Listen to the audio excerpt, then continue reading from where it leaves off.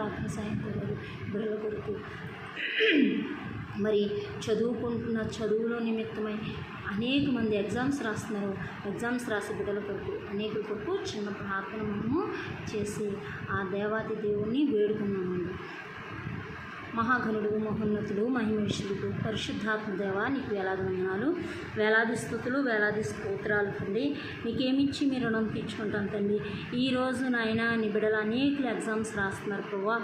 Exams కొరకు నాయన ప్రార్థన సహాయం కోరండి. ప్రతి ఒక్క బిడ్డపై మీ ఆత్మను కుమ్మరించండి. వారు ఏదైతే నాయన మరి రాస్తున్నారో నేను ప్రతి ఎగ్జామ్స్ను మీరు జ్ఞాపకం చేసుకుని బిడ్డలను మరి దీవించి ఆశ్రయించండి. మంచి జ్ఞానమును, తెలివిని, వేసిన జ్ఞాపశక్తిని బిడ్డలకు దయచేయమని వేడుకుంటున్నాను తండ్రి. అయ్యా నీ కృప లేకపోతే మేమేం చేయలేం. నీ దయలో, నీ కృపలో నీ బిడ్డలను వర్ధిల్లింప దయచేయమని ప్రార్థిస్తున్నాను తండ్రి. ప్రభా మరి ఎంతో నమ్మకం, విశ్వాసంతో ప్రార్థన సహాయం కోరారు ప్రభా. అటు బిడ్డలు మీరు ఒక్కసారి దర్శించండి ప్రభా. అటు బిడ్డలు మీరు జ్ఞాపకం చేసుకుని ప్రభా. ఎగ్జామ్స్ రాసే ప్రతి ఒక్క బిడ్డ మీద నీ పరిశుద్ధ ఆత్మను కుమ్మరించి మంచి జ్ఞాపశక్తినిచ్చి అయ్యా ప్రతి ఆన్సర్స్కి అయినా ప్రతి క్వశ్చన్స్ ఎలా రాయాలో బిడ్డలతో మీరు మాట్లాడమని ప్రార్థిస్తున్నాను తండ్రి. నీకు వందనాలు, స్తోత్రాలు. అలాగే నా తండ్రి నీకు వందనాలు ప్రభువా. యవన బిడ్డలైనా ఆయన నీ బిడ్డలు యవన కాలంలో నీ కాడి మోసే బిడ్డలుగా ఉండాలి ప్రభువా.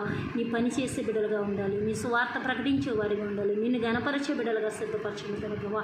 ఇంకా అనేక బిడ్డలు నా తండ్రి ప్రభువా అయ్యా లోకంలో పడి కొట్టుమిట్లాడుతున్నారు. నశించిపోతున్న ఆత్మల్ని మీరు దర్శించండి ప్రభువా. ఏ ఆత్మ నశించడం మీకు ఇష్టం